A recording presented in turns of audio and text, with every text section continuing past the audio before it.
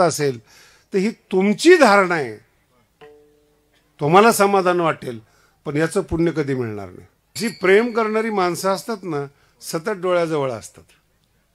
काही ना काहीतरी निमित्त करून ते डोळ्याजवळ येतात, त्याला प्रेम करणारी म्हणतात. आणि कामाच्या टायमाला फोन करणारी माणसं असतात ती व्यावहारिक असतात.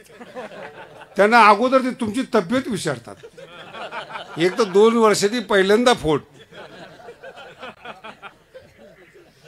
आणि 2 वर्षांनी फोन केल्यानंतर विचारतात तब्येत कशी आहे. 2 वर्षानंतर विचारतात ना तब्येत कशी. त्याच्यात ऍक्सिडेंट होऊन पाय टीट होऊन बरा झालेला असतो हा. तो म्हणतो हा व्यवस्थित आहे. अरे वा, छान वाटलं, थोडं काम होतं. तुम्ही खरं कामाचीच आहे तो, नाही कळलं.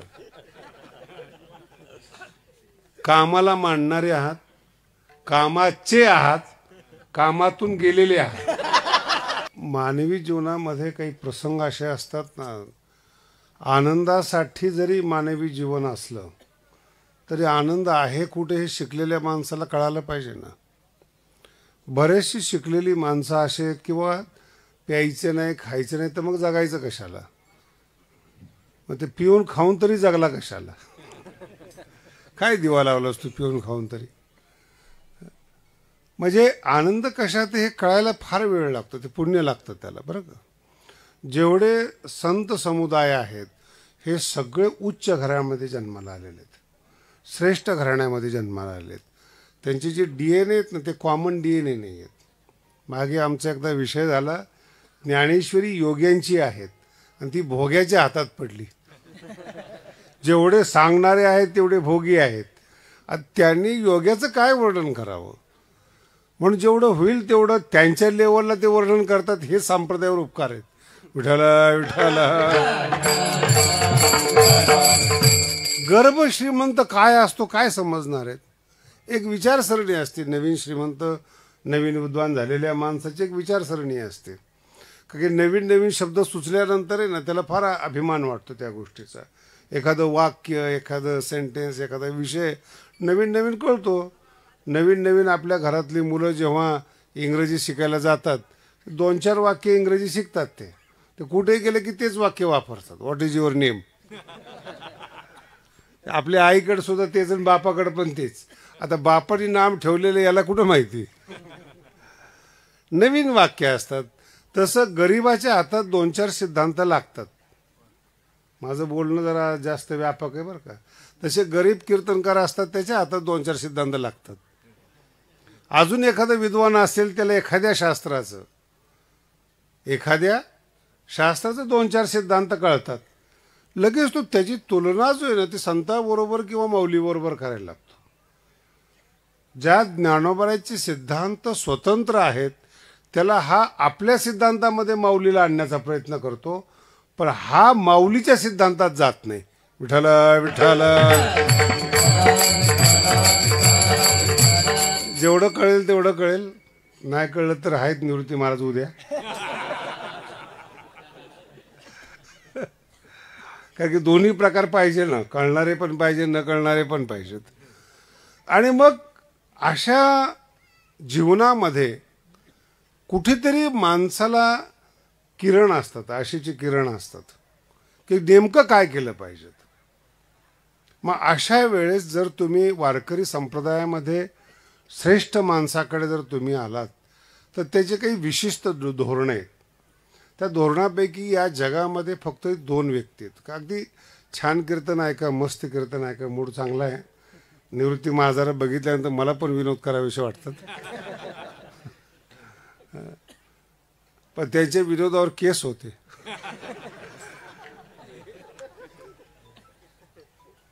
आमच्या विनोदावर केस ताट पण होत नाहीत.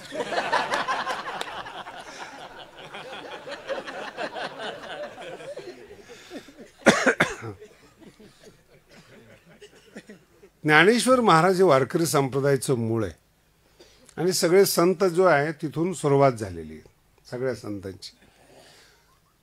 म्हणून ज्ञानोबारायांनी 2 लोकांना फार मान दिलेला आहे. पहिली आई आहे आणि दुसरे गुरु माऊली आहेत. शब्द बदलतात बरं का. कळणाऱ्याला कळतील. माऊली हा आईतला श्रेष्ठ प्रकार आहे. आई ही जनरल आहेत. निसर्ग बाईला आई करतो. बाईची ताकद नाही आई होण्याची. जर बाईची ताकद असती आई होण्याची तर कोणी निपुत्रिक राहिलं नसतं. निसर्गाची व्यवस्था आहे बाईला आई करायची.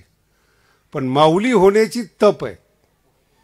अनुसयेला माऊली म्हणतात, जिच्या पोटी दत्तात्रय जन्माला येतात. हे तप वेगळं आहे. मुलगा चांगला जन्माला येणं हे आईचं तप आहे. म्हणून कधीही श्रेष्ठ माणसाकडे अभ्यास करून पहा. शिवाजी महाराज असतील, ज्ञानोबाराय असतील, तुकोबाराय असतील, हे आईवडिलाला धन्यवाद देतात. नाही अजून कळलं ना. माझे विनोद जरा बारके आहेत. ज्याचे पोरं बिघडलेत त्यांचे कोण बिघडलेले आहेत, हे अर्थ आहे हा. मुलगा कधीही बिघडलेला नाही आहेत. आईबाप बिघडलेले असतात, त्यांना वाटतं सुधरावं, स्वतः सुधारलेले नाहीत. आड्यात नाही तर पोऱ्यात कुठून येणार, हा फार महत्व. म्हणून जेव्हा आपण मार्केटमध्ये येतो, जगाच्या बाजारामध्ये येतो, तेव्हा कोणताही माणूस आपला नाही आहे हे प्रत्येक मानवीनी जन्मानी लक्षात ठेवा. कोणताही माणूस, आपल्याला आनंद झाला तर फक्त दोन लोकांना आवडतो. एक तर गुरुला आवडतो आणि एक आईला आवडतो. तिसऱ्याला सांगू सुद्धा नाही. सांगितलं तर केस झाली म्हणून समजा. एका माणसाला असं वाटलं होतं की घर बांधावं, मोठं छान बंगला बांधला आणि उद्घाटनला काही माणसं आले. 2-3 दिवस झाले, एकाचं पोट दुखत होतं. डॉक्टरकडे गेला, सगळं उपाय केले त्यांनी, नीटच होईना तो. मग एका डॉक्टरने विचारलं, नेमकं काय झालं, कधीपासून दुखते? म्हणजे बंगला पाहिल्यापासून दुखते. नाही कळालं तुम्हाला? अजून कळायला बाकी आहेत. ज्यांना तुम्ही घरात आणलं ना ते तुमच्यावर जळतात. याला संसार म्हणतात, याला प्रपंच म्हणतात. तुमच्या प्रगतीवर लोक बोलतात, ते बोलतात जे तुम्ही आणलेले आहेत. बाहेरच्या लोकांना काय देणं घेणं पडलेत. तुम्ही तुमच्या ओळखीच्या मार्केटमधून दुसरीकडे जा, लोक तुम्हाला बघणार सुद्धा नाही कोण गेले म्हणून, कोण जवळ उभा राहिले म्हणून. तुम्ही महाराष्ट्रीयन माणसाने युपी मध्ये जा, तुम्हाला विचारणार पण नाही, ते जळणार पण नाही आणि विचारणार पण नाही. ज्यांना तुम्ही जवळ करता ते तुमच्यावर जळतात. आणि जवळ येणाऱ्यापैकी 2च माणसं असे आहेत, गुरु आहेत आणि आई आहेत, ज्यांना आनंद वाटतो. म्हणून शिवाजी महाराजांचं नाव घेत असताना अगोदर जिजाऊ घेतलं जातं. स्वराज्याचे धडे आईने दिलेले आहेत. परमार्थाचे धडे माऊलीला आईने दिलेले आहेत. नाही लक्षात येत? जगातला कोणताही महापुरुष असू द्या, भाषा जशी आई शिकवते तसं जगणं सुद्धा आई शिकवते. काही काही आयात एवढ्या भाग्यवान आहेत, शहरातल्या मुलांनी जर शिवी दिली ना तर आईचं ऊर भरून येतं. माझं पोरगं बोलायला लागलं. कशाचं कौतुक करायचं. एखाद्या पिक्चरचं जर गाणं म्हटलं तर आई नाचायला सुरुवात करते. ते विठ्ठल विठ्ठल म्हणत नाही, त्यांना वाटतं हा फार जुना आहे, अंधश्रद्धेचा विषय. आणि ते गाणं शिकवता शिकवता जेव्हा तो पियायला सुरुवात करतो, मारायला सुरुवात करतो, मग ते अशा साधूकडे जातात की जे खरे साधू नसतात. आणि मग ते सांगतात की तुझ्या मागं शनी आहे, तुझ्या मागं आमकं आहे, तुला हे करावं लागेल. अहो काय काही बंगले बघितले मी, म्हणजे करोडपती स्वतः लोक. आणि एक बघणारा आला, त्यांनी सांगितलं की हे खुर्ची इथं बरोबर नाही, हा कोपरा तोडायला लागला, बंगला तोडला त्या लोकांनी. जड वस्तू तोडल्याने चेतन माणसाला समाधान मिळतं का? आणि एवढा मोठा श्रीमंत माणूस एवढ्या लहान माणसाचं ऐकतो का? आणि त्याला तोडण्यामध्ये मजा वाटते. ह्या कोपऱ्यामध्ये असं एक जण आमच्याकडे आला होता, मी आळंदीला होतो. असं ते आला आणि त्याने वास घ्यायला सुरुवात केली. इकडं वास घे, इकडं वास घे, असं सगळं झाल्यानंतर मला म्हणला, महाराज तुमच्या घरामध्ये भूत आहे, त्या भूताचा याला वास येतोय. हेच भूत होतं. भूताचा वास येतोय म्हणजे तुमच्या घरामध्ये प्रेतात्मा राहतोय. मग म्हणलं काय करावं लागेल? शांती करावं लागेल. म्हणलं कमीत कमी आमच्या बरोबर भूत राहतात तेवढं तर सहन कर. नाही माणसं राहत ठीक आहेत, भूत आमच्या बरोबर राहते, राहू दे म्हणलं. त्यांनी त्रास दिला नाही, तू हाल लिहितो, तुझा त्रास होतो. जिवंत माणसाला की अदृश्य शक्ती त्रास देत असते का? कधी कल्पना केली तुम्ही या गोष्टीवर? आज जर शिकलेली लोक पाहिली आणि ती महाराज लोक जर पाहिली, दर्शन घ्यायला 100 लोक मरतात. कोणत्या भारतामध्ये आपण जन्माला आलोय? हे फक्त ज्ञानोबरांच्या मागे न आल्याचा परिणाम आहे. जर ज्ञानोबराकडे आले असते हे, तर यांचा जीव गेला नसता. विठ्ठल विठ्ठल. आणि ज्या आईने जन्म दिलाय ती आई समजली पाहिजेत, हा या अभंगातला महत्वाचा अर्थ आहे. आई असणं हे निसर्ग आहे, आई होणं हा निसर्ग आहे, आई समजणं हे ज्ञानी माणसाचं लक्षण आहे. कोणताही माणूस पहा तुम्ही, आईचं वर्णन करणारा मोठा माणूस असतो, लहान माणूस नसतो. तो काही जरी झालं तरी तो आईचं वर्णन करतो. काही काही माणसं आईला त्रास देऊन पंढरपूरला जातात विठ्ठलाकडे. आणि जो विठ्ठल आई बापाच्या सेवेकरता आलेला आहे त्याने पायाखालची वीट काढली तर, कारण की मी पंढरपुराला आलोय त्या आई बापाच्या सेवेकरता, आणि आई बापाला नीट न बोलता जर पंढरपूरला जात असेल तर ही तुमची धारणा आहे. तुम्हाला समाधान वाटेल, पण याचं पुण्य कधी मिळणार नाही. एक माऊलींची ओवी सांगतो, फार सुंदर आहेत. घरी माता पितरा. काही काही मूर्ख माणसं मी बघितले त्या जगामध्ये, आईबाप सोडून सगळ्याचा वाढदिवस साजरा करतात, सगळ्यांच्या कार्यक्रमाला असतात. ज्ञानोबराय म्हणतात, घरी माता पितरा धड बोली नाही. साधे शब्द सुद्धा तो आईबापाला बोलत नाही, धड बोली नाही. एर विश्वभरी आदरा मूर्ख जैसा. काय शब्द आहेत ज्ञानोबा. एर विश्वभरी. गल्लीतले माणसं त्याला चांगले मानतात, तालुक्यातले चांगले मानतात, जिल्ह्यात चांगले मानतात. ज्ञानोबराय म्हणतात तो मूर्ख आहे. आईने चांगलं म्हणलं पाहिजे, आईने पाठ थोपडली पाहिजे. विठाला विठाला. आई सहन करते हा भाग नाही आहे.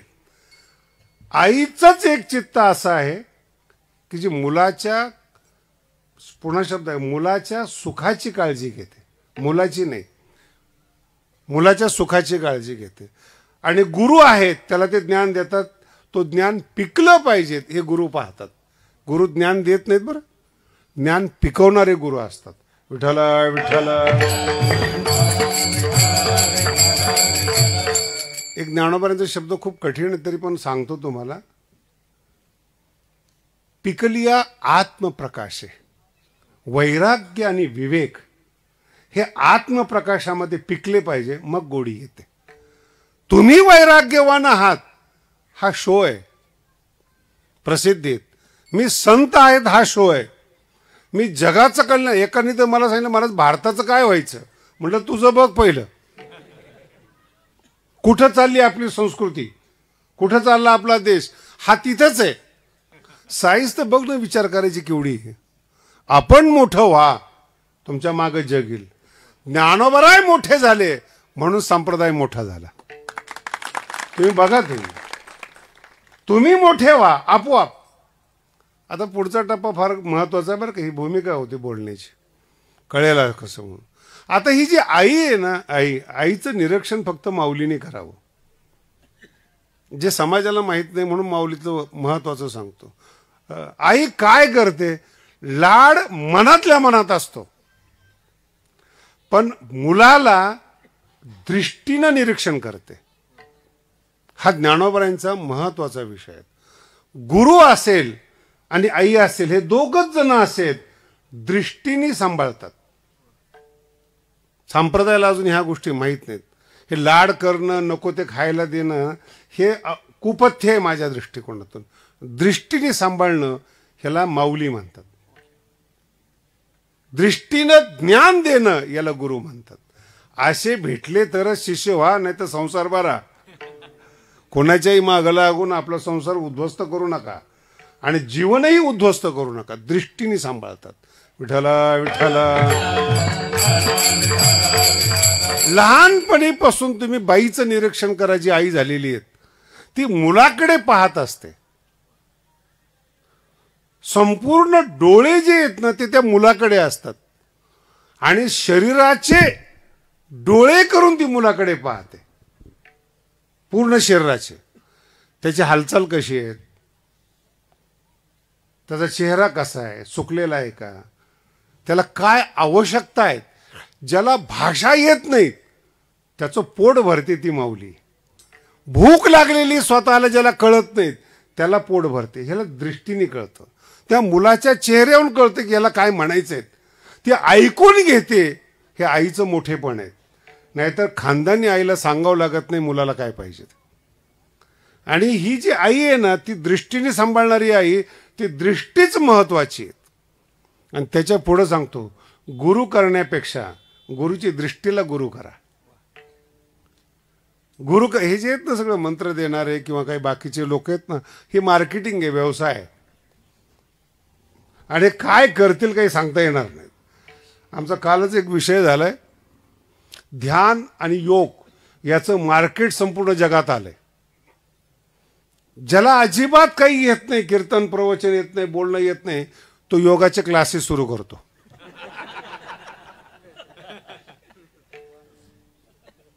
आणि त्याच्या पुढं जे श्रीमंत लोक आहेत, मेंदूने फार वैतागलेले, इनसिक्युअर फील करतात. ते धंदा आज आहे उद्या नाही, आज आहे उद्या नाही, ही जी भीती आहे ना, यांना शांत करण्यासाठी ध्यान असतं.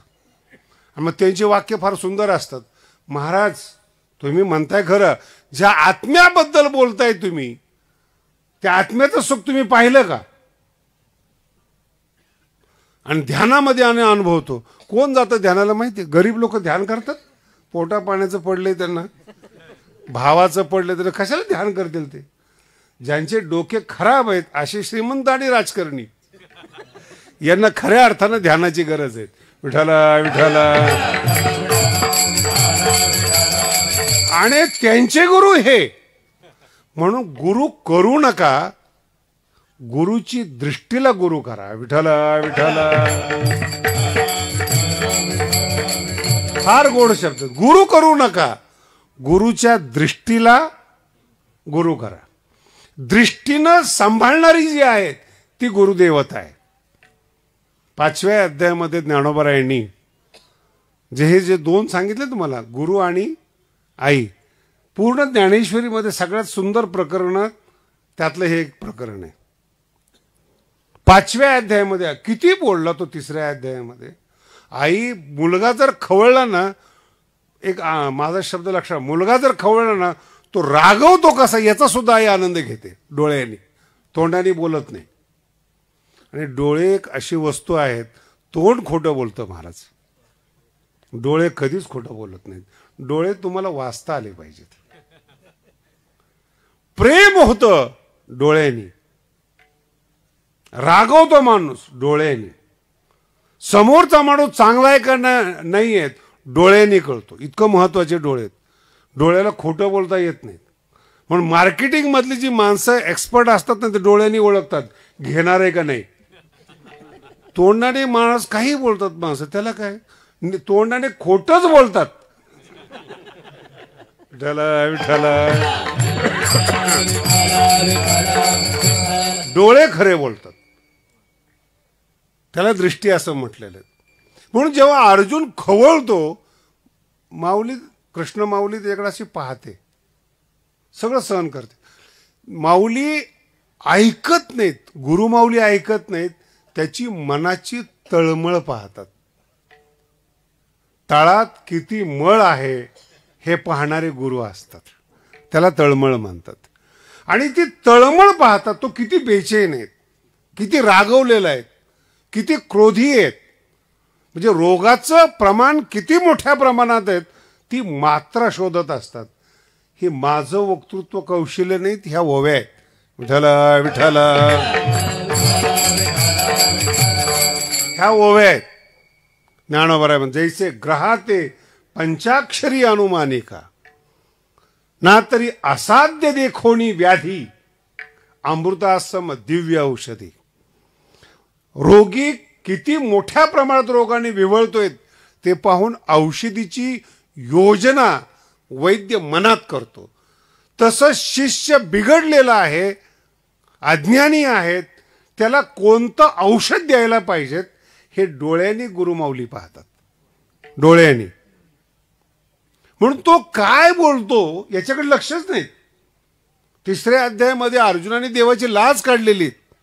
ये लाजसी ना महाघोरी कर्मी सुता, जर तू संत पण चांगलं आहे, परमार्थ चांगलं आहे असं जर तू म्हणतो, ते कापाकापी करायला सांगतोस, लाज वाटत नाही तुला? नाही कळलं अजून? शांत ऐकून घेते तीच गुरुमाऊली असते. आणि तुमच्या बोलण्याचा ज्याला अपमान वाटतो ती सभ्य माणसं असतात, श्रीमंत माणसं. बोलायची काही सभ्यता आहे का नाही? आम्ही आलो नुसतं ताट उभं राहिलं, ती माणसं आहेत, सभ्य माणसं आहेत, गुरुमाऊली नाहीत.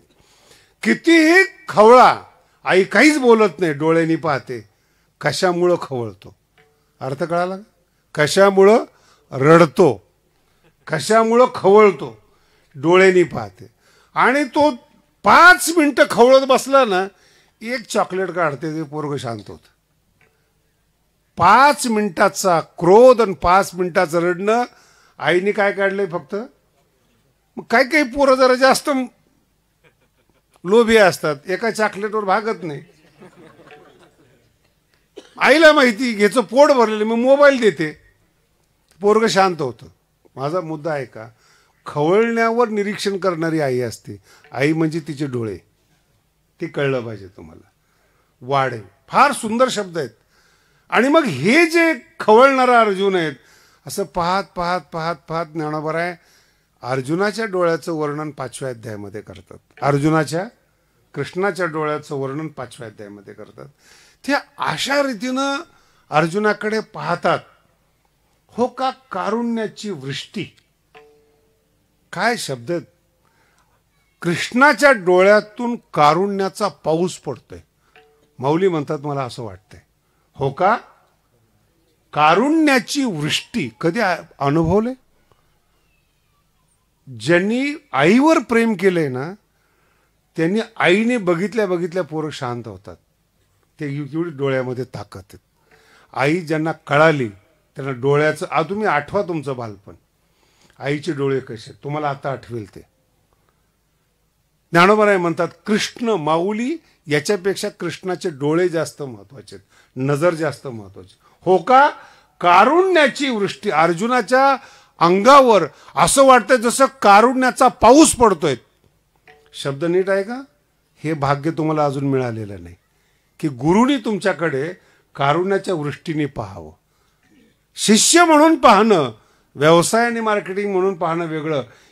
हा परमार्थ आहे, हे ज्ञान आहे. हो का कारुण्याची वृष्टी.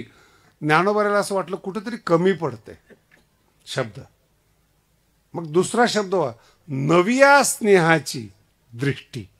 नवीन जन्माला आलेलं ताजं ताजं प्रेम, त्या प्रेमाने अर्जुनाकडे डोळे पाहतायत. कृष्णाची दृष्टी आहे नव्या स्नेहाची दृष्टी.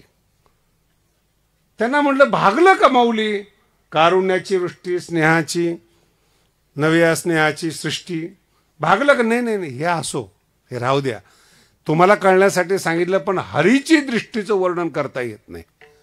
काय ज्ञानोबा आहेत हे. असो, तुम्हाला एक अंदाज यावा म्हणून मी 2 शब्द वापरलेत. हे असो, नेनी जे दृष्टी हरीची वाणू. हरीची दृष्टी शब्द विसरू नका. नेनी जे कळत नाहीत, हरीची दृष्टी वाणू. कळत नाही हरीची दृष्टी कशी, असं वाटतं. असं वाटतं. माऊली म्हणतात अमृताची ओतली. दृष्टीचं वर्णन आहे अमृताची ओतली की प्रेमची पिऊनी मातली. अर्जुनाची जी दृष्टी आहे प्रेमची पिऊनी मातली. आणि त्या अर्जुनाकडे पाहता पाहता अर्जुन मोहे गुंतली निघो नेने. विठाला विठाला. मुलाकडे पाहता पाहता, शब्द नाही कळणार, मुलाकडे पाहता पाहता हा शब्द तुकोबाराचा आहे. पाहता पाहता मना न पुरे धनी. धनी म्हणजे तृप्ती. विठाला विठाला. हे ज्ञानोबा आहेत महाराज. पाहता पाहता आईनी मुलाकडे पाहता पाहता तृप्त होत नाही, ती आई आहे, ती गुरु माऊली आहे. आपला शिष्य परिपक्व होतोय, मोठा होतोय, त्या डोळ्यात जे समाधान आहेत ते फक्त गुरु माऊलीच्या नाईचे आहेत. नाही महाराज मांडलेली आई असली तर माऊली म्हणतात नाही, तसलं लफडेच नाही तिथं. मांडलेली आईच नसते, म्हणून शब्द दिलाय प्रसवती या, ज्ञानोबरायांचा शब्द आहे. जर तुम्हाला आनंद झाला ह्या दोनच लोकाला सांगावं, शिष्याची या धनी द्यायचे, ज्ञानोबरायांचा शब्द आहेत. शिष्य तृप्त झाला गुरु माऊलीला, आणि मुलगा जीवन तृप्त झाला आईला आनंद आहे. बाकीचं तो उपाशी ठेवणार आहे. हो, हे मी कीर्तनात सांगू तुम्हाला. शिकलेल्यांच्या बायका आणि संसारातले व्यापारी लोक किती ओसतात समाजाला, मी पाहतोय डोळ्यांनी. गिराईक म्हणून तुमच्याकडे पाहणं. मला खरंच सांगा बरं, जेवढे बसलेले लोक आहेत, एखादी क्रीम लावल्याने माणूस गोरा झालेला आठवतो काय तुम्हाला? 15 दिवसात गोरे, पण देवाची चूक निघेल ना. नाही, 4000 कोटीचं मार्केट आहे महाराज. तुमच्या खिशातून तो पैसा जातो, तुम्हाला लोभ दिला जातो. मी उदाहरण का दिलंय, ही जशी मार्केटिंग आहे की 15 दिवसात गोरं व्हाल, तसं हे सुद्धा मार्केटिंग आहे. आमच्या पंथात या, देव तुम्हाला माफ करेल, ही सुद्धा मार्केटिंग आहे. आमच्या धर्मात या. मला एका धर्मातल्या लोकांनी सांगितलं, महाराज तुमचे पाप देव माफ करेल. म्हटलं केले तर पाहिजे ना, आणि एवढं सुद्धा तुम्हाला बोलता येत नाही. देव तुमच्या पापाला क्षमा कर, केले तर पाहिजे ना पाप. ज्या देवाने सृष्टी निर्माण केली त्याच्या सृष्टीत राहत असताना पापच केलेलं नाही, ठेविले आनंद, कसलं पाप आहे लोक. आणि एका संप्रदायातला माणूस मला म्हणतो, महाराज तुमचं येतो पण दर्शन घेणार नाही. शेजारी उभा आहे. म्हणून कुणी सांगितलं दर्शन घ्यायला? तुझ्या दर्शनाने आम्हाला मोक्ष मिळणार आहे का आम्हाला मतदानाची संख्या वाढवायची, का भक्ताची संख्या वाढवायची? नको घेऊ. नाही नाही, तसा अर्थ नाही म्हणे. आमच्या गुरुनी सांगितले दर्शन घेऊन येत नाही का, जोड्यांनी आणला पाहिजे. पाया पाडायचं, विनम्रता रहित शब्द आहे का, विनम्रता रहित शिकवणं, अशा परमार्थात तुम्ही लोक जाता. दुसऱ्याचं कीर्तन ऐकू नका, दुसऱ्याचं ज्ञान घेऊ नका, दुसऱ्याच्या धर्माला मानू नका. हे गुरु आहे. विठ्ठल विठ्ठल. पण हे चाललेत, याचं कारण तुम्ही वेडे आहात. याचं कारण मार्केटिंग आहेत, अडकता कुठं ना कुठं तरी. आणि म्हणून सेल्समॅन जो असतो, खरा सेल्समॅन त्याला म्हणतात. आम्ही बंगला बांधत असताना मी एका कंपनीची टाईल्स सांगितली होती. तो आमचा नोकर गेला आणायला. समोरच्याने काय सांगावे, ती कंपनी कधीच बंद झाली, दुसरी त्याच्यापेक्षा भारी आली. ती बिघडलं ना पोरग. पण त्याला असं अचानक सुचलं, त्यांनी मला फोन केला. म्हणे महाराज ती कंपनी बंद झाली, दुसरी. म्हटलं बाहेर निघ तिथून. याच्या 2 रुपयासाठी एवढी मोठी इंटरनॅशनल कंपनी बंद पाडतोय हा सेल्समॅन. तुम्ही एक मागा, पण तुम्हाला परत पाठवणार नाही तो सेल्समॅन. हेच परमार्थातले लोक आहेत. कितीही तयारी करून जा, असं कन्व्हिन्स करतात तुम्हाला. ज्ञानोबराय म्हणतात, त्यांच्या डोळ्याकडे पहा, खोटं पकडलं जाईल. आणि तुम्ही पाहत नाही, तुम्ही कानाने ऐकता, आणि तो तोंडाने सांगतो. ज्ञानोबराय म्हणतात सगळं खोटं आहे. दृष्टी, कृष्णाची दृष्टी कशी, अर्जुनाकडे पाहत असताना प्रेमची पिऊनी मातली. कृष्णाने जो उद्धार केलाय अर्जुनाचा, तो ज्ञानापेक्षा दृष्टीनं जास्त केलाय. ज्ञान बोलण्याची भाषा आहे, पण जे देणं आहे ते दृष्टीतून देणं आहे. कळते तुम्हाला? नाही, आता मी बोलू नये पण बोलतो. आता थोडंसं पुढं. तुम्ही सांभाळलेली जी मुलं आहेत, जेव्हा ती कॉलेजमध्ये जातात, ती कशाने बोलतात? बोला ना. तुमचं नशीब आहे, तुमचा काळ संपल्यानंतर कॉलेज चांगले झाले. कॉलेजमध्ये बोलतात म्हणजे काय, डोळ्यांनी बोलतात. शब्द आहे का तुमच्या डोळ्यां? 5 स्टार म्हणजे काय, गहू ज्वारी आणि बाजरी काही इंद्र पाठवून देतो काय त्यांना? तुमचेच असतात. पण ते अन्न सजवतात, आपल्याकडे वाढलं जातं. ते सजवणं आहे ना, त्याला मार्केटिंग म्हणतात. आणि ते सजवलेल्या अन्नाकडे तुम्ही पाहिले की डोळे भाळतात, याला म्हणतात मार्केटिंग. गुरु सुद्धा तसाच आहेत, हॉटेल तसेच आहेत, पंथ तसेच आहेत. ही सगळी सजवणं तुमच्या डोळ्याला भुरळ पाळणे, म्हणून तर तुम्हाला आंधळ म्हणले ना, विठ्ठला विठ्ठला. तुम्हाला आंधळ म्हणण्याचं काय कारण आहे? हेच तुमच्या डोळ्याला भुरळ पडते.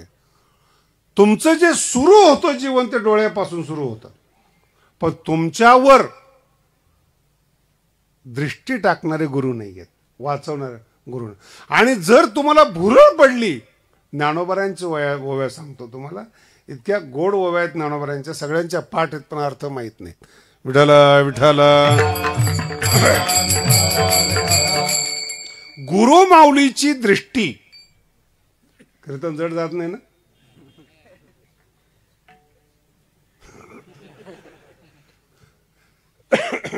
गुरु माऊलीची दृष्टी जर तुम्हाला कंपाऊंड करत असेल, तुम्ही मध्ये आहात आणि तुमचं संरक्षण गुरु माऊलीची दृष्टी करत असेल, कंपाऊंड. ज्ञानोबारांचा एक शब्द सांगतो, कवना ते ताप पोळी.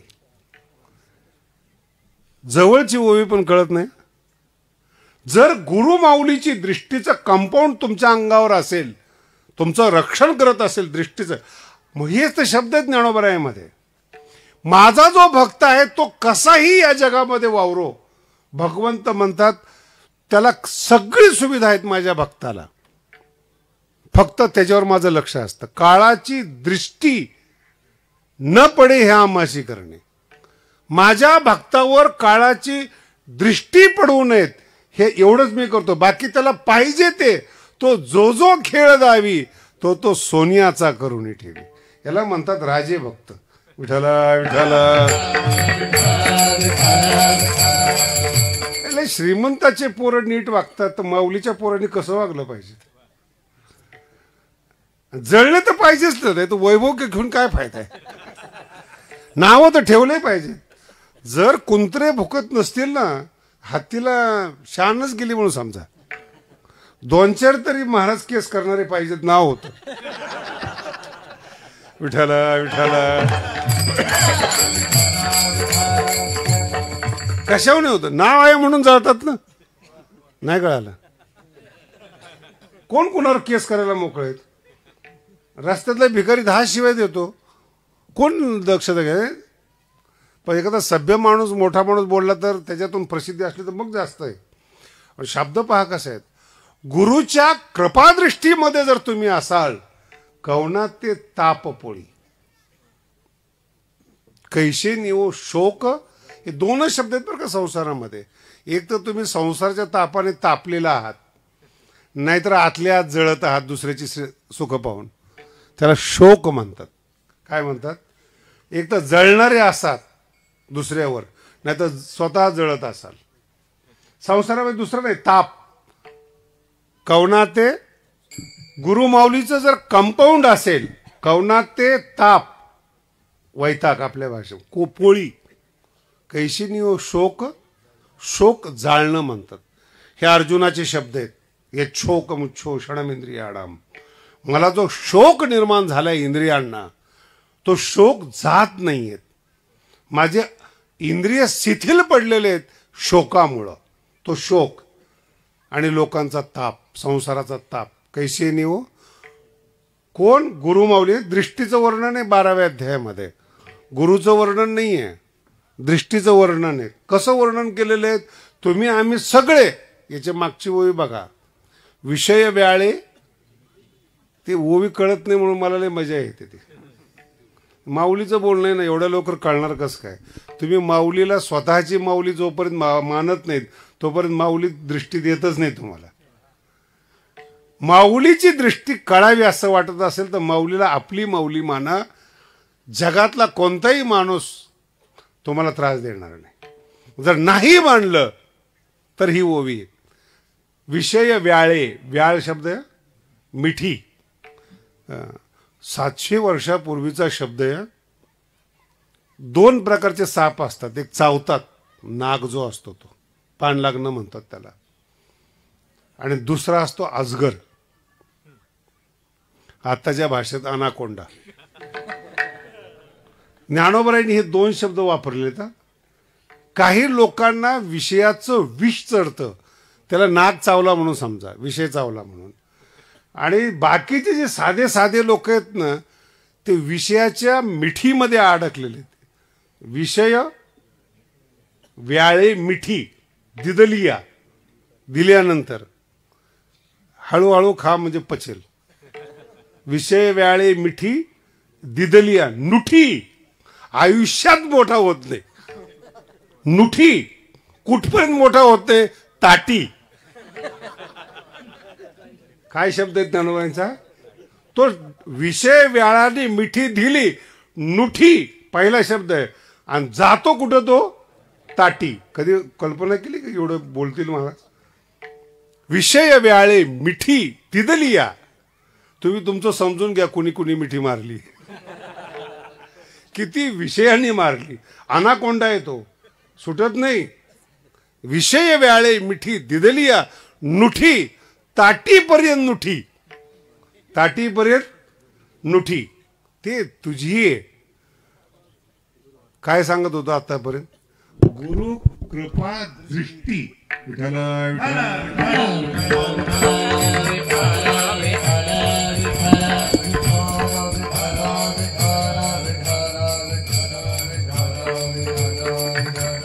काय शब्द, किती गोड शब्द आहेत पहा. ते तुझी आहे गुरु कृपा. गुरु कृपा इथं थांबलेले आहेत माऊली. आता याचं सुद्धा मार्केट चाललंय, आमच्यावर गुरुकृपा आहेत, आमच्यावर कृपा आहेत. ते संतांचे कृपा शब्द पाहिले की तिथंच थांबलेत. गुरु कृपा नको आहेत, गुरु कृपेची दृष्टी पाहिजे, त्याला परमार्थ म्हणतात. विठाला विठाला. गुरु कृपा दृष्टी निर्विष होय.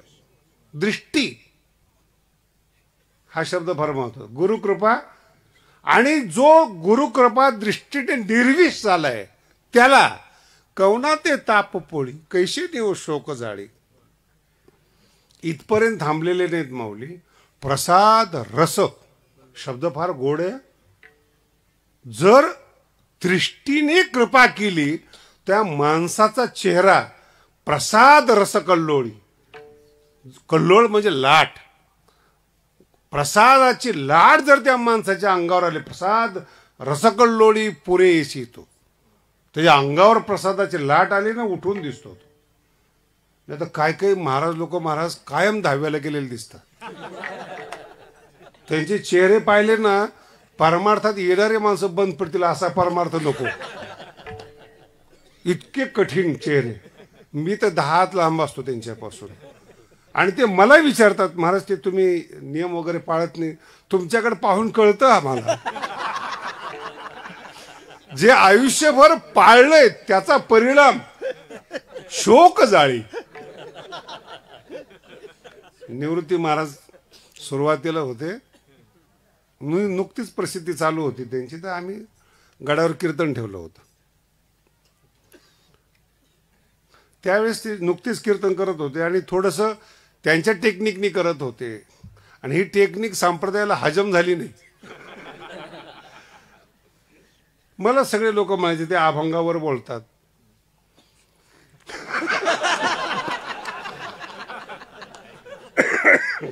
विठाला विठाला. मी म्हणलं तू अभंगातून बोलून किती दिवा लावला. तुझं जर कीर्तन झालं एखाद्या गावामध्ये, सप्ताहच बंद पडतो. तुला बोलवूच नका याला. आणि महाराजांनी तर सप्ताहाला न येणारे लोक आता आणले. उपकार माना. गुरुकृपा प्रसाद रस.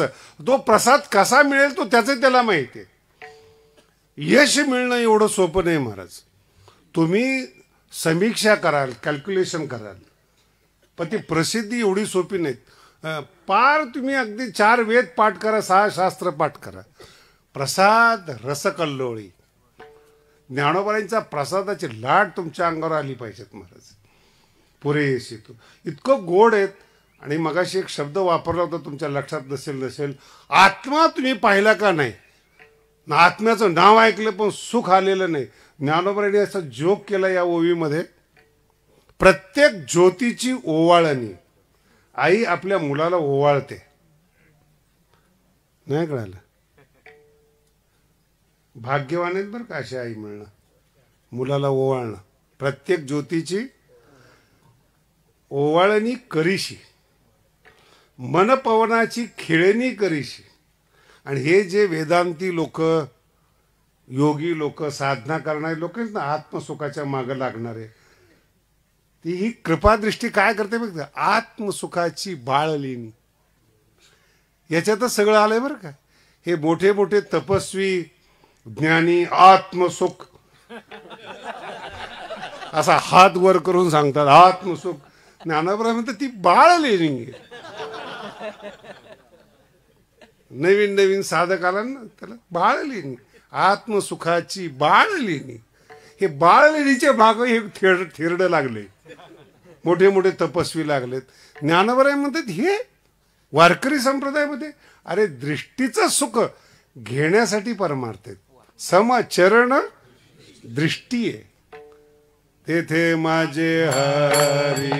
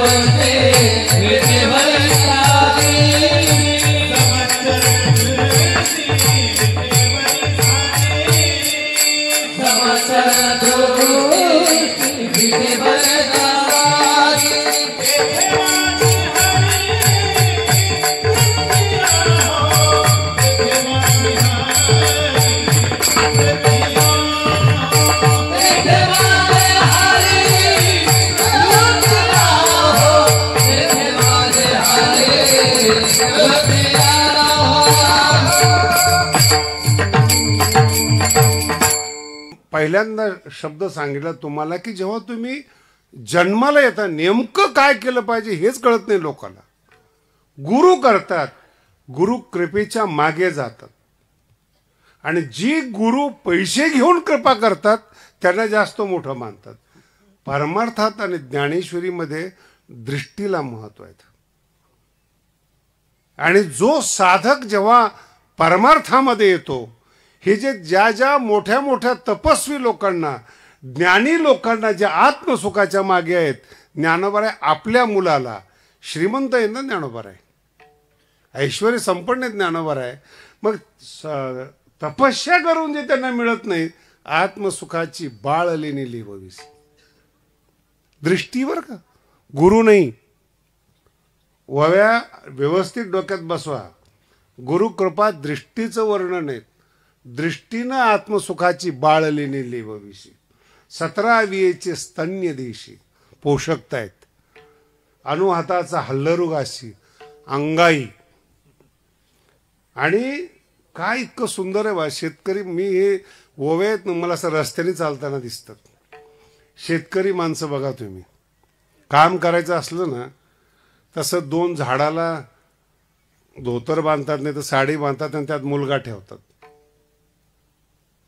2 झाडाच्या, आणि मग त्याला झोका देतात. ज्ञानोबराय म्हणतात माझा जो साधक आहे ना परमार्थातला, प्रेमपथावरचा साधक, हृदयाकाश पडलं की परियेदेसी. परियेदेसी म्हणजे झोका देणे.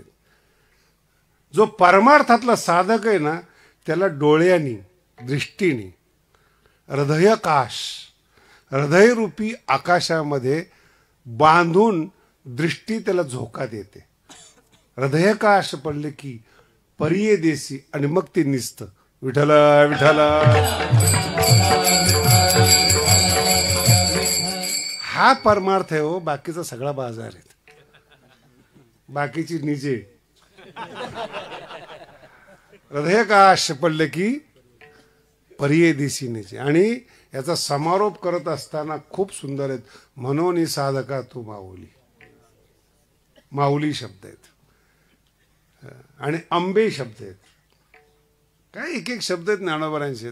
म्हणून साधका तू माऊली. ही ओवी समजून घ्या बरं का डोक्यात. म्हणून साधका तू माऊली, पिके सारस्वत तुझी या पाऊली. या कारणे मी सावली, आईची सावली, गुरु कृपा दृष्टीची न संडी तुझी. विठ्ठल विठ्ठल.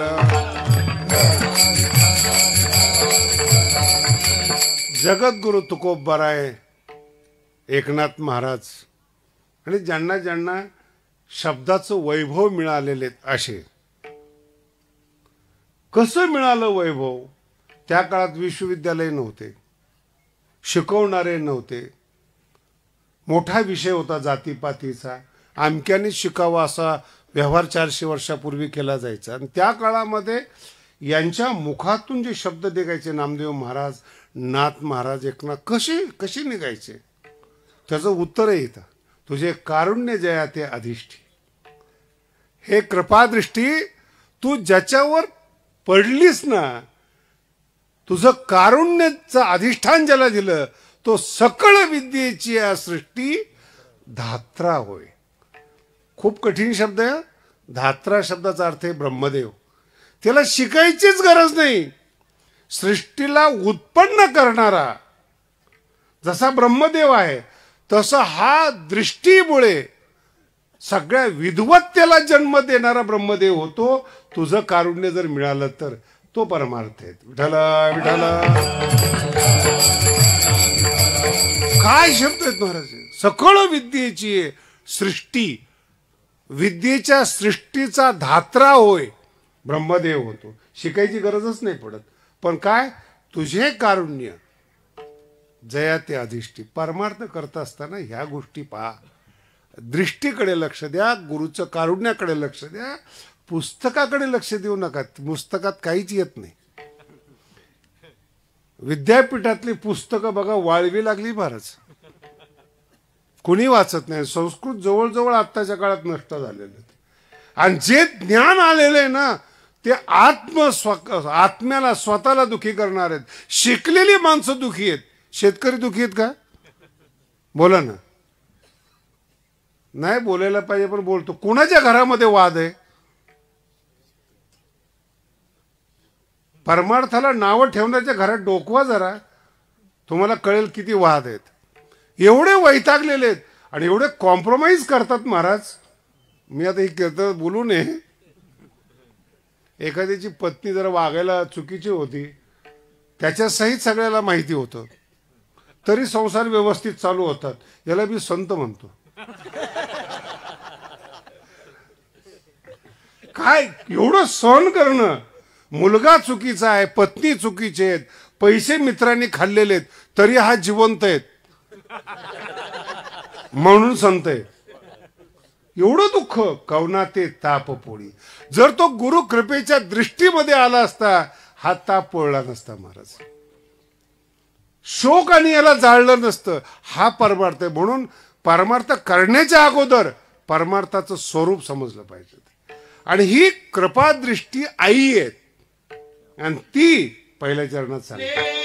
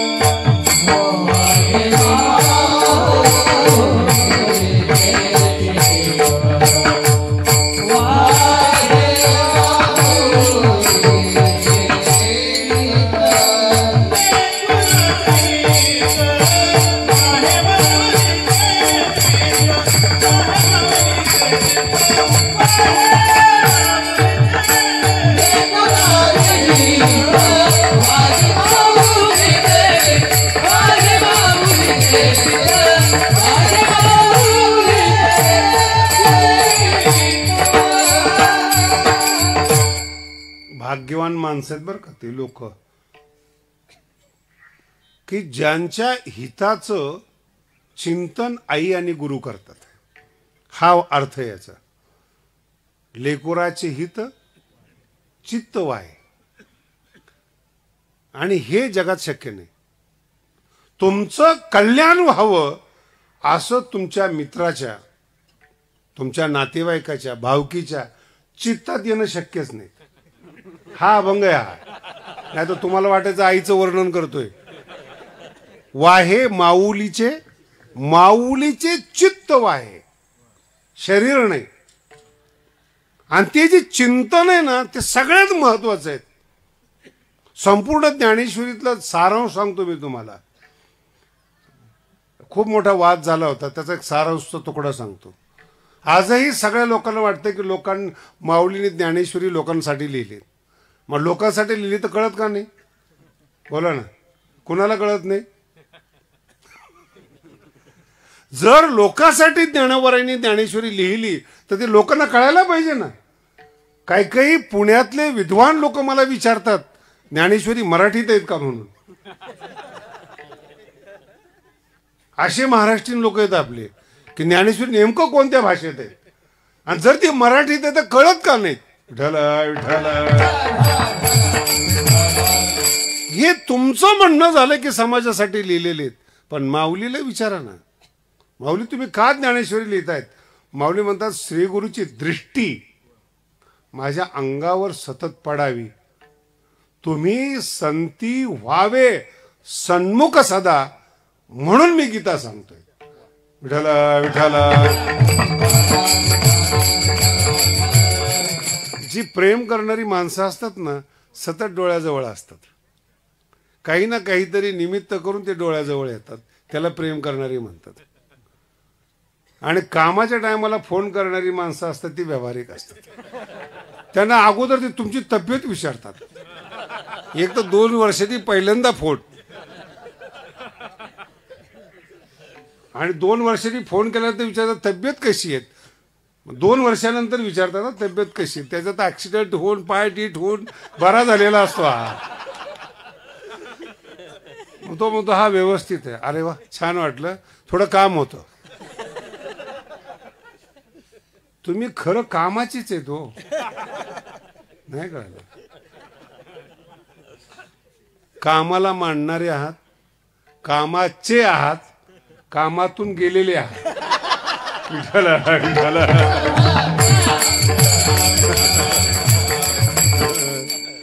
तुकोबाराला दया येते बुवा, जरी कामातून गेले असले, कामातले असले. कामामध्ये काम,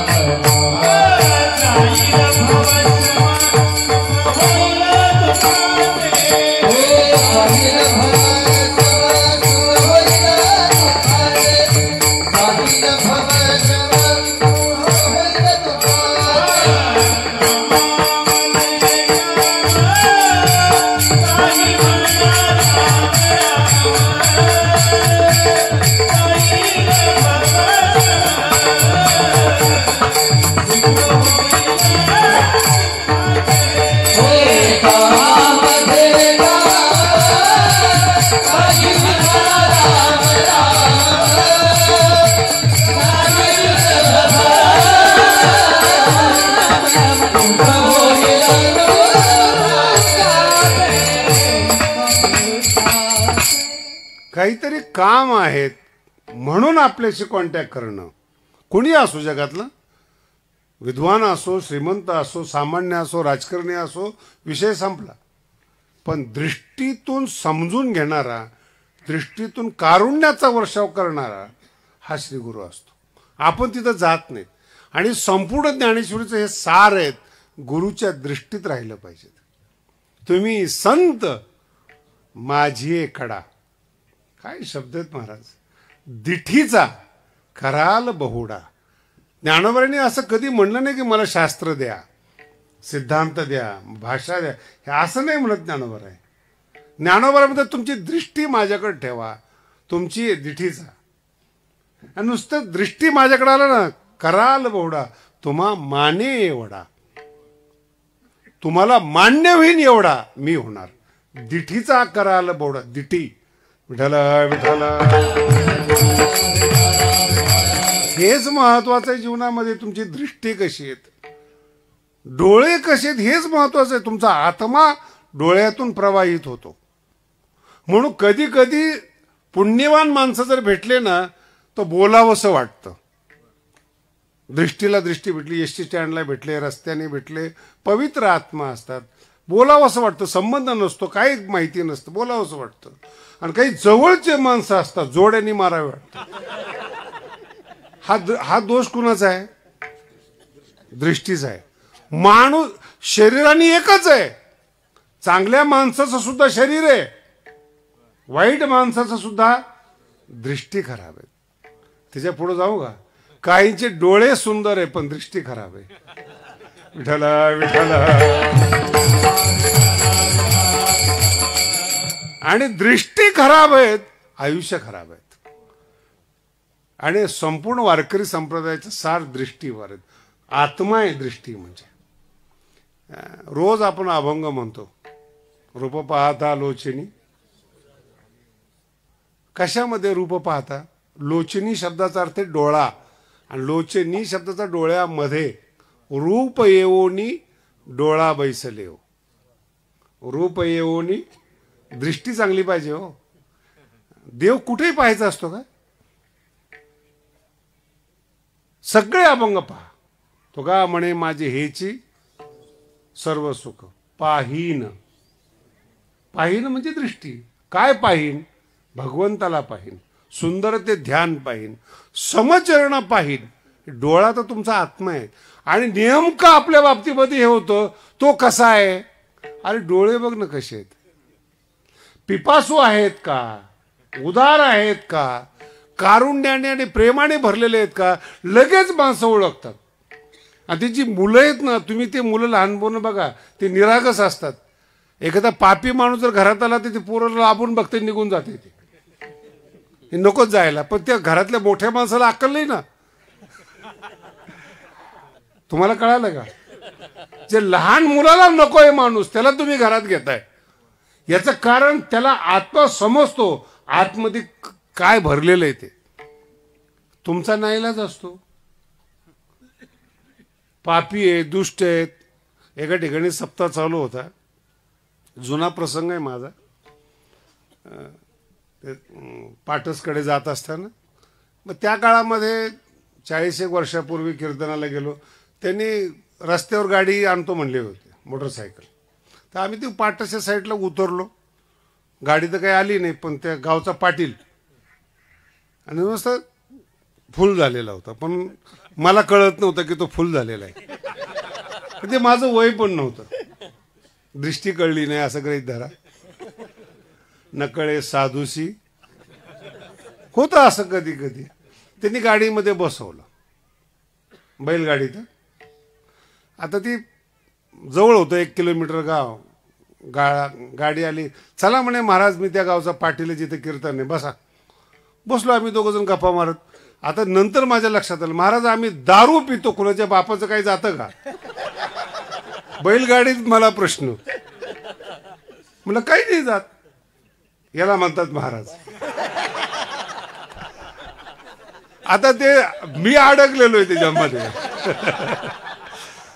मग त्याच्याप्रमाणे मी आजही तेच फॉर्म्युला वापरतो बरं का. मूर्ख माणसाला उत्तर कोण द्यायला मोकळे? एक जण म्हणलं की ज्ञानोबरायांना ज्ञानेश्वरी लिहिली, ती कळली पाहिजे. म्हणून नाही कळत. मला पण नाही कळत. म्हणलं मला पण नाही कळत. मग तुम्हाला का कळत नाही? म्हणलं मला काय माहिती. लक्षात राखा, मूर्ख माणसाला उत्तर देण्यात रंगू नका. त्याच्या प्रारब्धाने तो मूर्ख आहे. तुम्ही शहाणा करून तुम्ही मूर्ख होऊ नका. विठ्ठला विठ्ठला. मग ते गप्पा मारत त्याच्या अनुकूल बोलत बोलत गेलो. कीर्तनाला गेलो. लोक आले न्यायला. त्या दिवशी तो कीर्तनाला आला. कधीच कीर्तनाला न येणारा पाटील त्या दिवशी तो कीर्तनाला आला. आता कीर्तन चालू आहे, सगळं चालू आहे, कीर्तन झालंय, हजारो माणसं कीर्तनाला आलेले, त्याची दखल नाही घेतली कोणी. जो न येणार आहे त्याची दखल. सगळेजण त्याला विचारतायत, पाटील तुम्ही आज कीर्तनला कसे? असा महाराजांना म्हणे रोज येईल. नाही कळलं अजून. असेच महाराज आहेत म्हणून तर संप्रदायात ज्ञान होत नाही. सगळे अनुकूल बोलतात, खरा परमार्थ कोणी सांगत नाही, म्हणून तर मार्केट चालू आहे. विठाला विठाला जा तेरा कल्याणो कानाखाली द्यायला पाहिजे. कर्म फळ चुकत नाही. आणि हा आशीर्वाद देणारा मूर्ख कोण आहे लक्षात येते? वारकरी संप्रदायात श्रीमंत लोक का येत नाहीत त्याचं हे मूळ आहे. कोणताही कीर्तनकार ताबीज देत नाही ना आशीर्वाद देत नाही. कर्मफळ भोगावंच लागतं हा सिद्धांत आहे भगवान कृष्णाचा, ज्ञानोबरायांचा. जर कर्मफळ भोगावं लागतं, आशीर्वादाचा व्यवसाय का करता? का मार्केटमध्ये लोकांना पाप करायला लावतात तुम्ही? काही काही संप्रदायामध्ये खाण्यापिण्याची सुट्टी, काही करा काही प्या, फक्त आमच्याकडे या. अरे आयुष्यभर परमार्थ करून देवाची झलक दिसत नाही आणि खाऊन पिऊन दिसायला लागली का? याला म्हणतात दृष्टी नाही. विठ्ठला विठ्ठला. कोणाच्याही मागे लागणं दृष्टी नाही. खूप त्याचा लिंक फार कधी कधी काय होतं माहिती का? एक जोक सांगतो तुम्हाला, किती समजतो ते बघा. तुमची ताकद लावा किती समजते ते. दुर्योधनाचा मित्र कर्ण आहे. गप का बसले? जोक संपला माझा.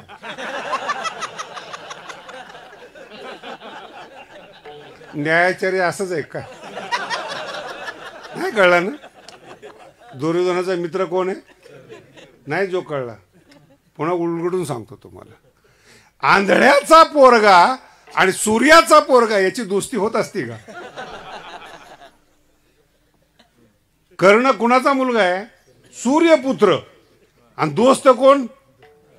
आंधळ्याचा पुत्र. कधी दोस्ती होती का? झाली तर पराजय होतो. दोघांचाही होतो. दोघांचाही होतो. नीट आहे का? कर्णामध्ये देवाचा उदार गुण आहेत, उद्धार नाही झाला. संत कर्णाची बाजू घेतात कारण की तो आंधळ्याशी दोस्ती करतो. मी वारकऱ्यांना बोलतोय, मित्रता करत असताना, दोस्त करत असताना, कोणाजवळ राहत असताना आपली लायकी आणि त्याची लायकी पहा. दुर्योधन कधीही कर्णाला चांगलं शिकवणार नाहीत. त्यांनी राज्य जरी दिलं तरी ते वापरणार. आणि जुन्या काळापासून आतापर्यंत प्रथा आहेत, पब्लिकला फुकट द्या.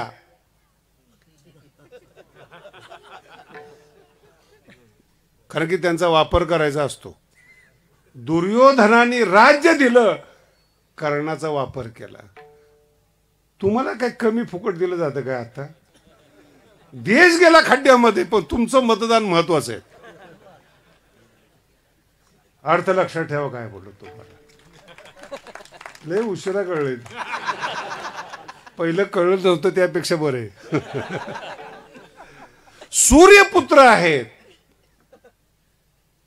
आणि तो आंधळ्याचा मुलगा आहे. दोस्ती संपवणे. आणि कृष्ण म्हणतायत अरे तू सूर्यपुत्र आहेस. नाही तो म्हणतो माझा मित्र दुर्योधन आहे, मी सोडणार नाही. नको सोडू, पण विचार तर कर.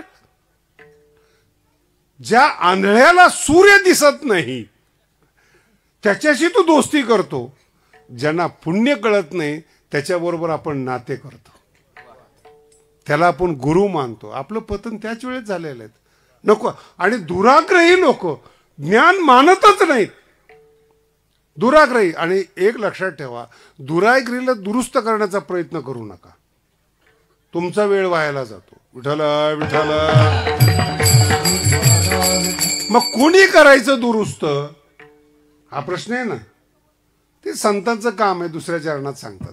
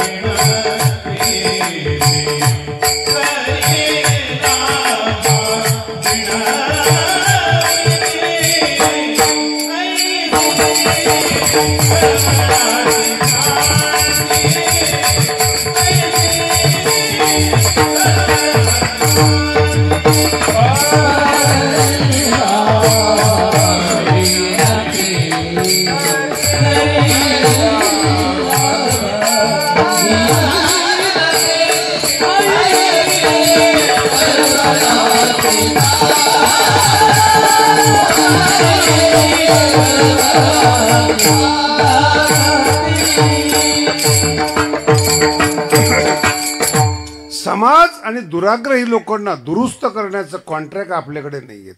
त्यांची जात स्वतंत्र आहे. ऐशी कळवळ्याची काय शब्द आहे तुकोबारांचे, जात स्वतंत्र आहे. कोणीही संत होऊ नका आणि त्या जातीत जाऊ नका आणि स्वतःला समजून असं बाहेरून संत नाही होता येत. जाती तुकोबाराय ज्ञानोबाराय ही जात वेगळी, ऐशी कळवळ्याची म्हणून गाथा ज्ञानेश्वरी आहेत. आपण अभंग सांगतो त्याचा मोबदला किती असतो आणि याला म्हणायचं का ऐशी कळवळ्याची? लक्षात येते तुम्हाला? आपण त्या क्षेत्रातलेच नाहीत हे लक्षात ठेवा. ही जात विनामूल्य विना मोबदला तुम्हाला संत करणारी जात ही फक्त ज्ञानोबारांची आईची गुरुकृपा दृष्टी. ऐशी कळवळ्याची जा कोणालाही त्या जातीतलं समजू नका. करी लाभाविन प्रीती. गुरुनी शिष्याला कृतार्थ केलं, गुरुचा काय फायदा? लक्षात येते? राजकारणातला पहिला नियम आहे मतदारसंघात दुसरा आमदार जन्माला येता कामा नये. जर एखाद्याची लोकप्रियता वाढत चालली तर तो कट केला पाहिजे. याच्यावरच आमदाराचं लक्ष असतं, याच्यातच भारत असतो. कारण जर दुसरा तयार झाला आणि त्याची जर लोकप्रियता वाढली याचं सीट खड्ड्यात येतं. परमार्थात असं नाही. खरी लाभाविना, अरे तो देव जो आहे आणि आई जी कृतार्थ झालेली आहे. एक माझा शब्द लाग, मुलगा ज्यावेळेस 25 वर्षाचा होतो आईचा संसार संपलेला असतो, काही नवीन राहिलेलं नसतं. आणि शिष्य जेव्हा कृतार्थ होतो गुरु तृप्त झालेले असतात. ह्या दोघांना काही घेणं देणं नसतं, सगळा संसार त्याला दिलेला असतो. खरी लाभाविना शब्द फार महत्वाचा आहे. लाभाशिवाय व्यवहारात तुम्ही पाऊल टाका, चहा पाजत नाहीत लोक. 3दा पाजलं तर एकदा आपल्याला पाजावं लागतो. खरी लाभाविना आहे का? काढतात लोक. सुरुवातीला दारू फुकट देतात सवय लागे, पण तंबाखू फुकट देतात. जगातल्या कोणत्याही तंबाखू खाणाऱ्याने पहिली तंबाखू विकत घेतलेली नाही. घेतली का? पहिले दारूचा घोट विकत घेतलेला आहे का? ट्रेनिंग आहे ते, कॉम्प्लिमेंटरी गिफ्ट. आणि एकदा त्याला सवय लागली की मग हळू सांगतात घे नाही विकत. खरी लाभाविना असे लोक. हे शक्य? माझा हा अर्थ इतका मोठा आहे, मला वेळ नाही खरं म्हणजे याचा विश्लेषण करण्यासाठी. बिना लाभाचा मनुष्यच प्रवृत्त होत नाही, जगातला कुठलाही मनुष्य. प्रयोजनम अनुद्दिश्य मंदोपी न प्रवर्तते. मंद म्हणजे अडाणी माणूस. जर त्याला स्वार्थ जर दिसला नाही, अडाण्यातला अडाणी माणूस काम करत नाही. जी पिकाऊ जमीन आहे तिथंच कष्ट केलं जातं. जमिनीवर कष्ट केलं जाते, पिकाऊ जमिनीवर कष्ट केलं जातं. कामाला येणाऱ्या माणसावर प्रेम केलं जातं, लाभाशिवाय प्रेम केलं जात नाही. विठाला विठाला हे शक्यच नाही. किती प्रयत्न करा काहीतरी असतंच, कळायला वेळ लागतो.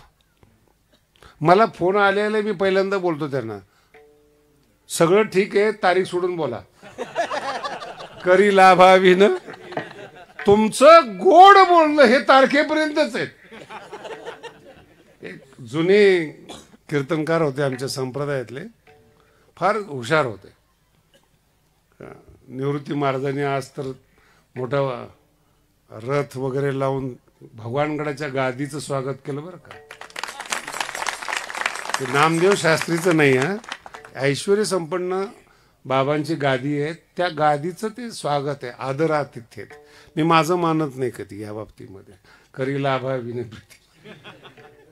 आणि त्यांना सांगताना सांगितलं, म्हणजे शेवटची तारीख आहे बरं का. ते म्हणे आयुष्यात मागणार नाही, पण या वेळेस तुम्ही आई वडिलांच्या प्रित्यर्थ यायला पाहिजे. म्हटलं त्याच्यावरच कीर्तन करतो. आई म्हणजे काय, नाही तर उगा रडून रडून सांगणारी जात नसावी. विठाला विठाला.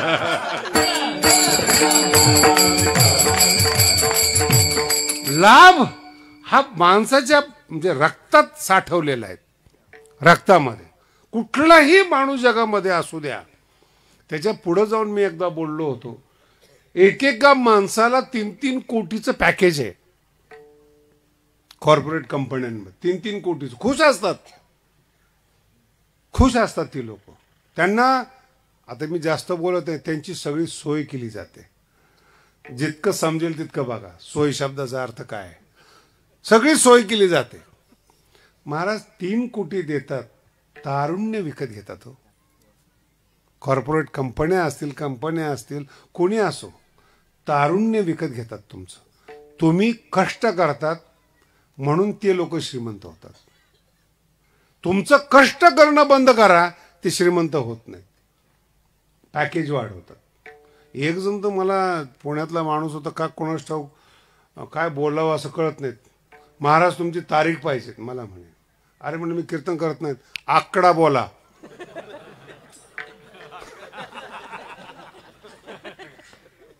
सगळेच कीर्तनकार विकाऊ नसतात. नाही कळत लोकांना अजून. मी म्हणलं नाही, मला नाही कीर्तन करायचं. कसं कीर्तन करत नाही, भाषा बघा. कसं कीर्तन करत नाहीत, बघतो म्हणे मी. म्हणलं बघ, माणसाची सराट्याची धाव कुठपर्यंत असते. ते गेलं एका मंत्र्याकडे, मोठा मंत्री होता. त्याला म्हणे काही करा, शास्त्रीची तारीख पाहिजे. ते मला तेवढं सोडून बोल, तेवढं सोडून बोल. पैसे संपले, वशिला संपला, पुन्हा पाया पडायला आला. महाराज बोलण्यामध्ये चूक झाली, तू माफी मागायला आला, याच्या पाठीमागं लोभ आहे. निरपेक्षपणाने आला नाही. मी तर कीर्तनाचे पैसे घेत नाहीत आणि वारकऱ्याला कधी त्रास देत नाही महाराज. पण कीर्तन घेणारे वारकरी असावेत ना. राजकारणी लोकांनी विकत घ्यावं एवढा शास्त्री स्वस्त नाहीये. ज्ञान आहे हो, पिकलेलं ज्ञान, ज्ञानोबरांचं ज्ञान एवढं स्वस्त असतं का. पुढचाच टप्पा सांगतो, काय विकलं जात नाहीत. ज्ञानेश्वरीचा पोरगा आहे हो. काय विकत घेणारे ती लोक. तुम्ही हे जी माझे शब्द आहेत ना, हे तुकोबारांचे शब्द आहेत. तुम्हाला अजून या शब्दातलं रहस्य करते, तुम्हाला अहंकार वाटेल, अभिमान वाटेल, पण ओव्यात सुद्धा अशा आहेत की आमच्यामुळं देव आहेत याचा अहंकार संतांना असतो. ते अहंकारो हात अंगी, आम्ही हरीचे भूषावया लागे. आम्ही हरीचे भूषण, आम्ही आहे म्हणून पांडुरंग परमात्मा आहेत, याला म्हणतात संत. विठाला विठाला. आणि का म्हणतात संत असे, आम्ही हरीचे, का अहंकार वाहतात. देवालाच काही मागत नाहीत. तुका म्हणे तुझी नलगे धसोडी. आणि काही भीक मागणारे आहेत का रे. देवाकडून सुद्धा ज्याला काही लागत नाहीत अशा संतांनी आपल्यावर प्रेम करावं. करी लाभाविन, अजून मोठ्या अर्थ तरी सांगतोय तुम्हाला, करी लाभ. देवाकडून सुद्धा ज्या संतांना काही नको त्या संतांनी आपल्यावर प्रेम करावं. आणि त्या संतांनी जर प्रेम केलं आणि काहीच येत नसलं आपल्याला, तिसऱ्या चरणात सांगतो,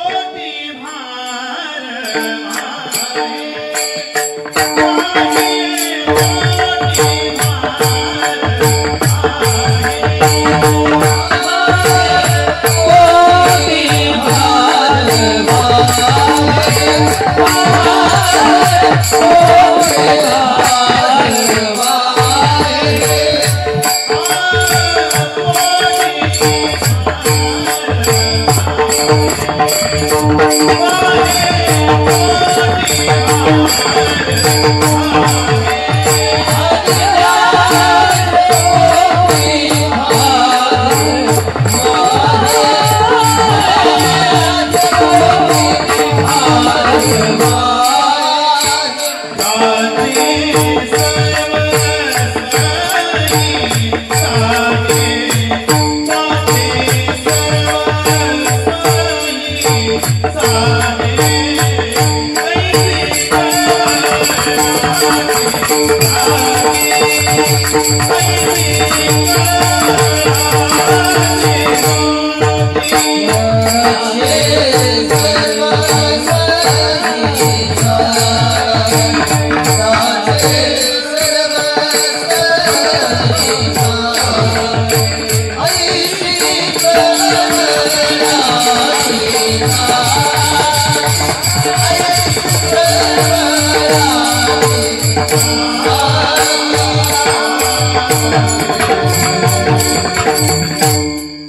त्यांना जर वाटलं ना, ज्ञानोबाला जर वाटलं, रेड्या मुखातून वेद बोलतात.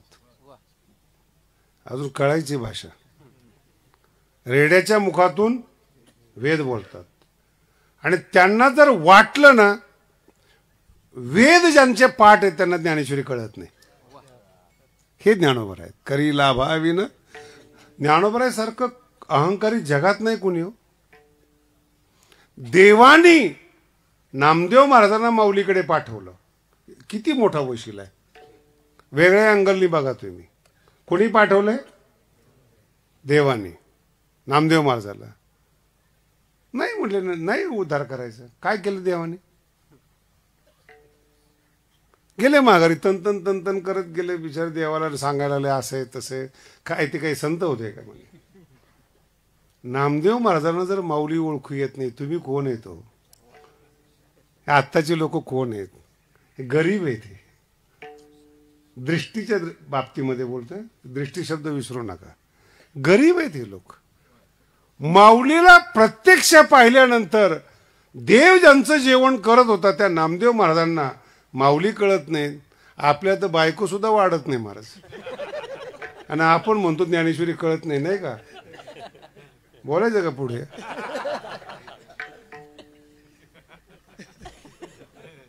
माऊली कळत नाही. अरे एकदा सोप स्वतःला माऊलीकडे.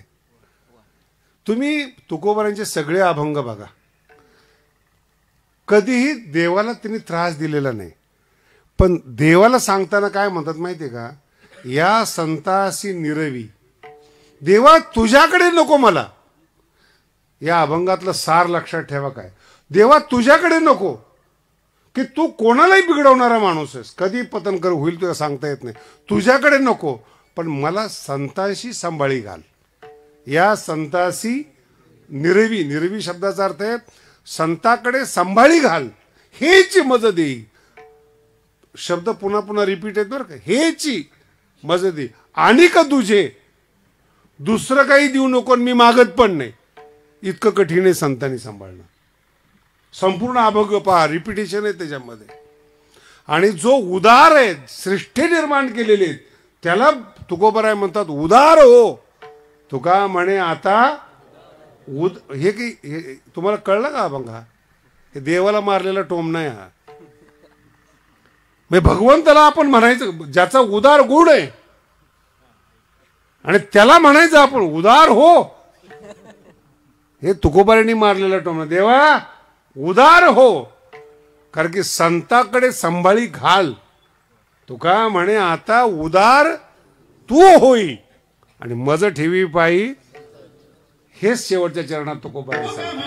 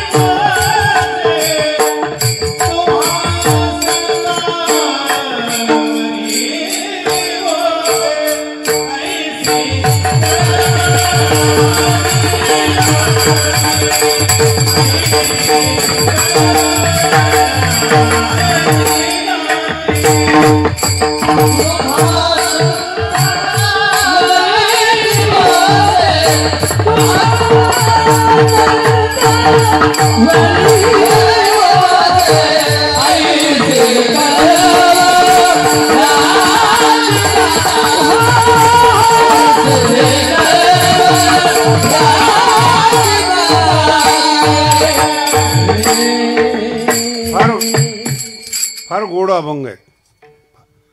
दगड जगामध्ये हजारो आहेत, पण मूर्तिकाराच्या हातात जर सापडला आणि मूर्तीच्या अतिरिक्त जो दगड आहे तो जर त्या मूर्तिकाराने काढला तर तोच दगड पूज्य होतो.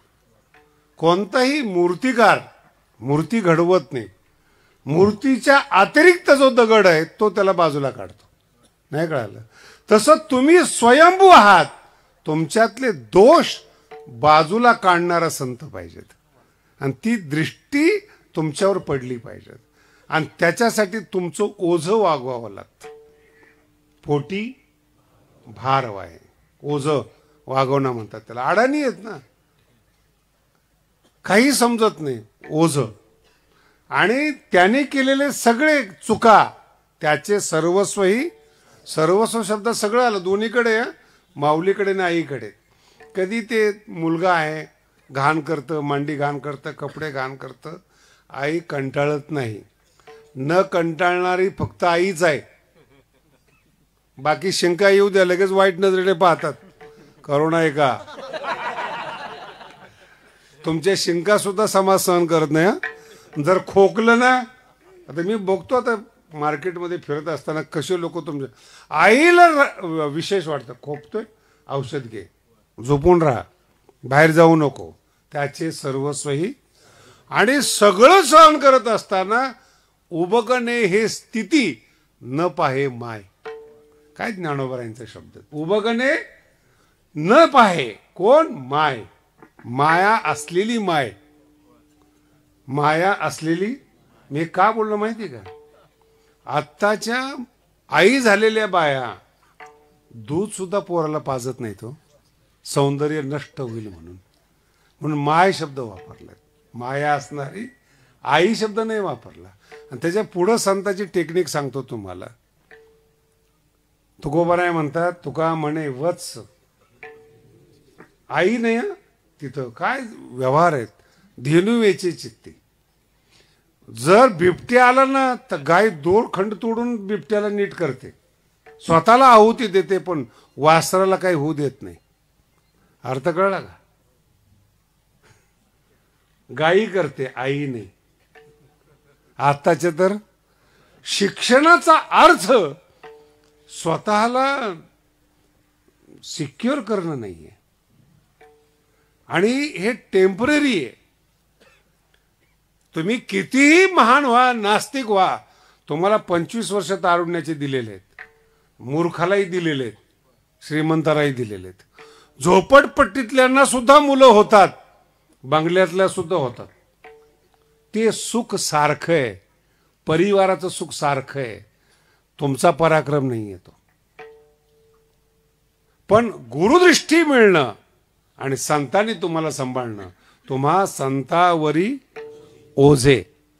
ते संत जे लाभाशिवाय प्रीती करतात ते संत. आणि त्या माऊलींचा ज्यांनी आपल्याला जन्म दिला, हे सगळं दोन्हीकडे कीर्तन लागणार आहे बरं का आईचं. त्यांचा हा निवृत्ती महाराजांनी रौप्य महोत्सव केलेला आहे. त्यांनी मगाशी मला एक शब्द वापरला की महाराष्ट्रातलं पहिलं मंदिर आहे ज्ञानेश्वर महाराजांचं, की जिथं आपण 3x3चे 8-8 टनाचा एक एक दगड वापरतोय. मोठं ऊसतोड कामगार आणि शेतकऱ्यातर्फे ते मंदिर चालू आहे. निवृत्ती महाराजांना वाटलं की त्याला काहीतरी द्यावं. मला म्हणे माझी इच्छा आहे माऊलीच्या मंदिराला काही द्यावं. म्हटलं तुम्ही पोरगा दिला हेच पुष्कळ आहे.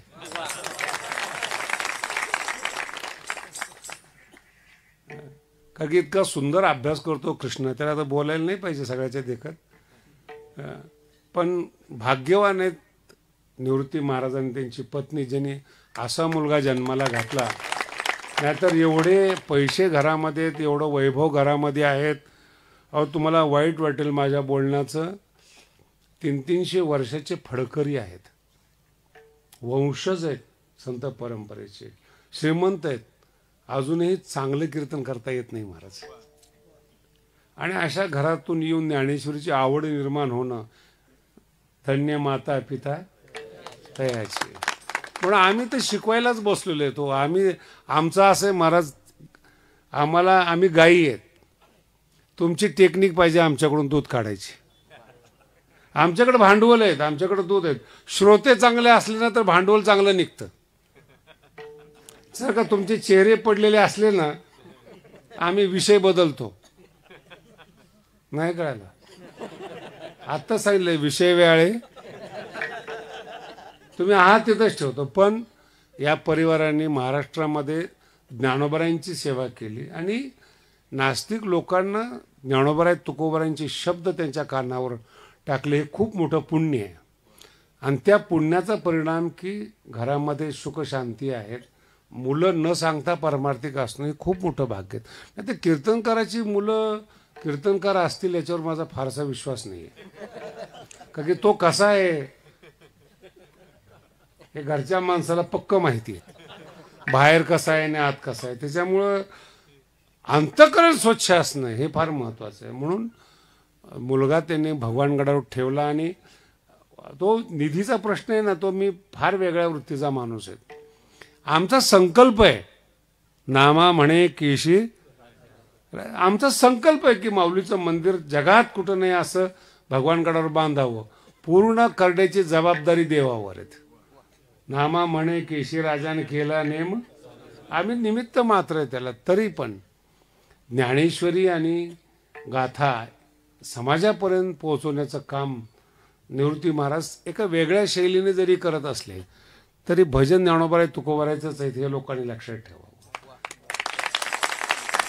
आणि त्या पठडीतून त्या परंपरेतून ते जात आहेत आणि त्यांना दान देण्याची वृत्ती आहे. हे फार चांगलं आहे बरं का महाराज. कुठे आहेत तुम्ही? कधी आयुष्यामध्ये कीर्तनकाराची पंगत खाल्ली का?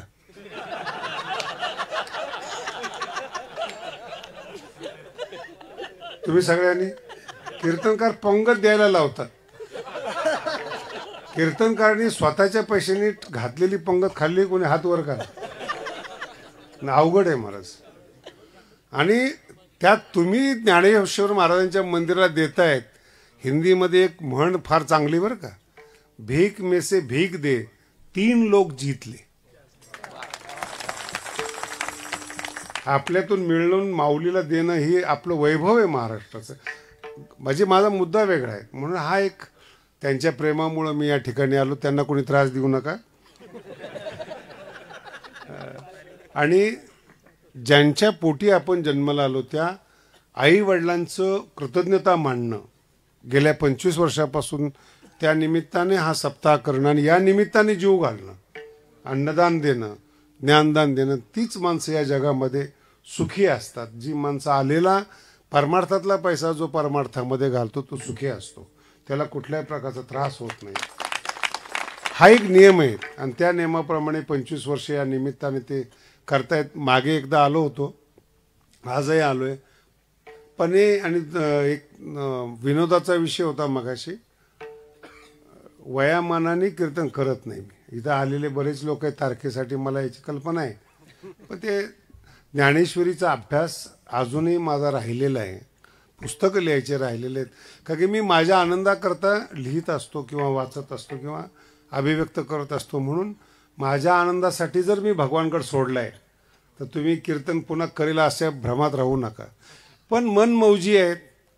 100वा सप्ताह आहे, 50वा आहेत, वारकरी आहेत. आला मूड तर करू शकतो,